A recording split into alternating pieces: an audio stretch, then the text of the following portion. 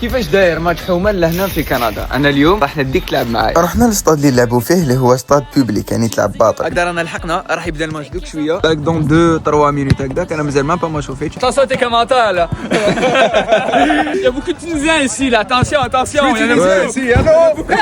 بدا الماتش، لعبنا شويه، قصرنا شويه، نحينا على خاطرنا، وسيرتو كي يكون عندك بزاف ما لعبتش على جال الشتا تتوحش تلعب، وما شكيتش كاين انسان اللي يقدر يلعب في الثلج تاع مونريال. او خلاص الماتش دوكا خسرنا بشحال 5 6 واقع خسرنا ب5. خلاص الماتش بصح صافا لعبنا بيان. راك عارف الرطوبه والحراره اثرت على اللاعبين وربحنا فريقا الحمد لله.